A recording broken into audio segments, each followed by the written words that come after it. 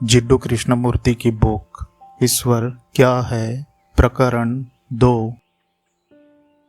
जीवन के बारे में यंत्रवादी मत यह है कि मनुष्य चूंकि अपने वातावरण तथा विविध प्रतिक्रियाओं का परिणाम मात्र है जो केवल इंद्रियों द्वारा ही प्रत्यक्ष हो सकता है, इसलिए वातावरण तथा प्रतिक्रियाएं एक ऐसी बुद्धिसंगत प्रणाली द्वारा नियंत्रित होनी चाहिए जिसमें व्यक्ति को केवल बने बनाए ढांचे के भीतर ही कार्य करने की अनुमति हो।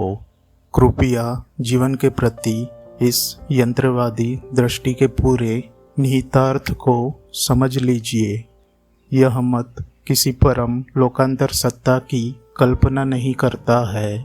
ऐसा कुछ नहीं है जो निरंतर बना रहे। यह मृत्यु के बाद किसी प्रकार के जीवन को स्वीकार नहीं करता है।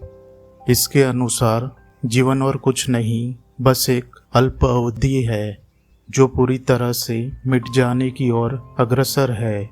चूंकि मनुष्य पर्यावरणीय प्रतिक्रियाओं के परिणाम के अतिरिक्त कुछ नहीं है, उसका संबंध बस अपनी स्वार्थपूर्ण सुरक्षा से है। इसलिए शोषण, क्रूरता तथा युद्ध के तंत्र की निर्मित में उसका योगदान रहा है। इसलिए उसके क्रियाकलापों को परिवेश के परिवर्तन व नियंत्रण द्वारा ही ढालना और संचालित करना पड़ेगा। फिर वे लोग हैं जो इस मत को स्वीकार करते हैं कि मनुष्य सारभूत रूप से दिव्य है, उसकी नियति किसी परम प्रज्ञा द्वारा नियंत्रित व निर्देशित है। ये दावा करते हैं कि ये ईश्वर, पूर्णता, स्वतंत्रता, आनंद, अस्तित्व की एक ऐसी अवस्था की खोज कर रहे हैं जिसमें सभी व्यक्तिपरक अंतर्द्वंद समाप्त हो जाते हैं। मनुष्य के भाग्य को निर्देशित करने वाली सर्वोच्च सत्ता में उनका विश्वास आस्था पर आधारित है। वे कहेंगे कि इस लोकांतर सत्ता या उच्चतम प्रज्ञा ने ही संसार का निर्माण किया है तथा मैं अहम व्यक्ति अपने आप में शाश्वत है व उसमें नित्यता का गुण है।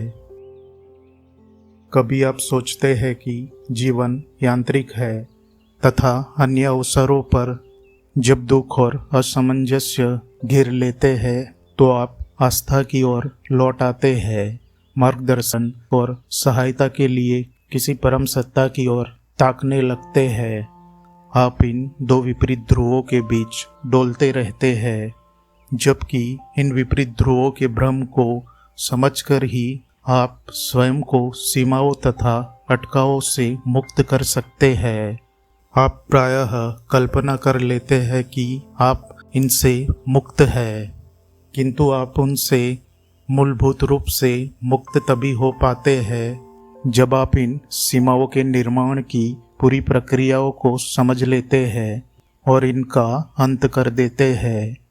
आप यथार्थ को जो है उसे तब तक उसकी व्यापकता में नहीं समझ सकते जब तक अज्ञान की अनादि प्रक्रिया जारी है। जब यह प्रक्रिया थम जाती है, जिसने अपनी लालसा की ऐच्छिक गतिविधियों से स्वयं को बनाए रखा था, तब वह विद्यमान होता है जिसे कोई चाहे तो यथार्थ, सत्य, परम आनंद कह सकता है। एडिक्टन, पेंसिल्वेनिया, 12 जून 1936। धन्यवाद। आपका दिन शुभ हो।